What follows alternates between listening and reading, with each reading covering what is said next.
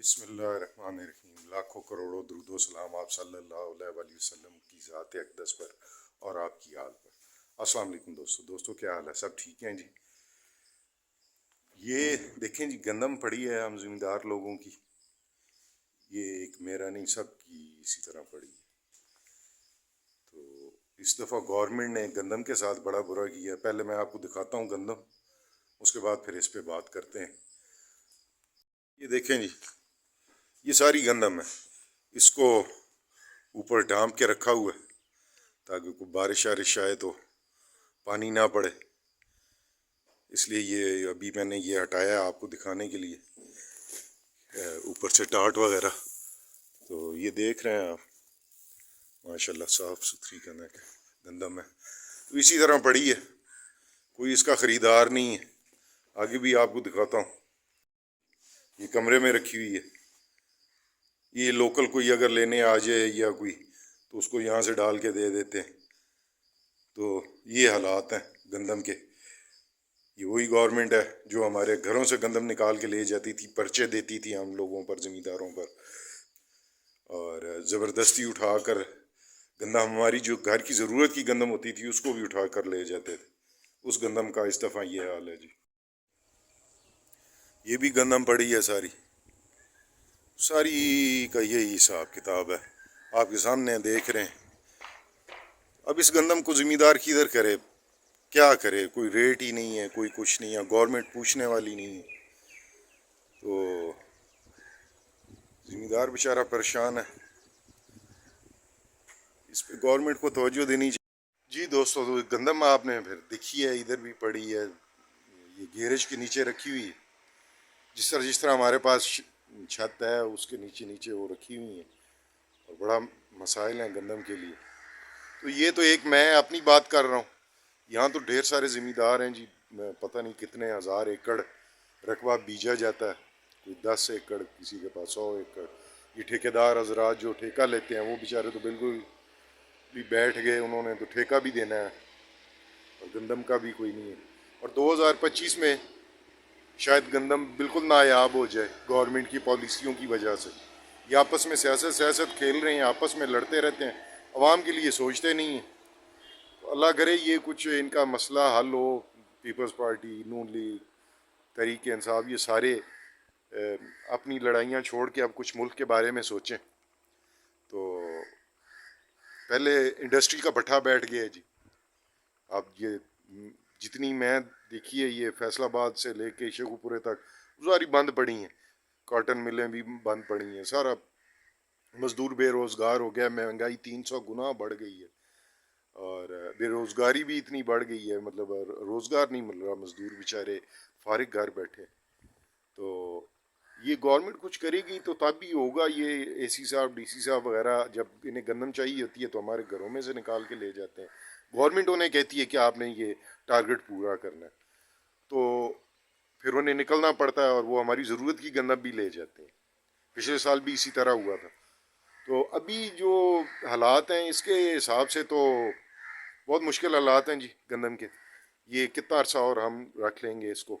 یہ برسات کا موسم شروع ہوگا تو پھر اس میں کیڑا پیدا ہو جاتا ہے، مطلب اگر اس کی ٹریٹمنٹ نہ کی جائے تو، اور آگے فصلیں بیجنی ہیں، آگے چاول بیجنا ہے، تو زمیندار کے پاس پیسہ تب بھی آتا ہے جب وہ پچھلی فصل بیچ دیتا ہے تو اگلی فصل اسی پیسے سے کاشت کرتا ہے، اور کوئی ادھر اتنا زیادہ تو وہ ہے نہیں۔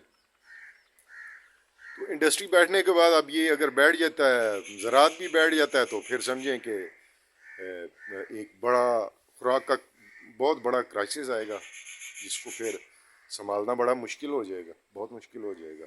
اور مجھے لگتا ہے کہ 2025 میں زمیندار گندم اپنی ضرورت کے ہی بیجے گا، متبادل فصل کی طرف ہی ہم لوگ جائیں گے، اپنی مطلب گندم جو ہے وہ 2025 میں پھر کم ہی بیجی جائے گی۔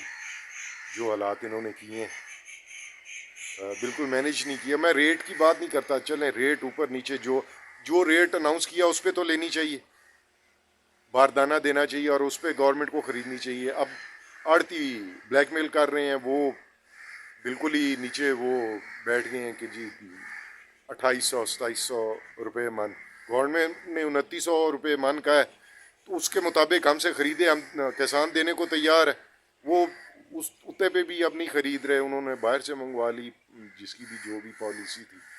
یہ کوئی آپس کے ان کے اختلاف ختم ہوں تو یہ کوئی عوام کے بارے میں سوچیں. تو جو آنے والا سال ہے وہ گندم کے لیے بڑا مشکل ہے جی.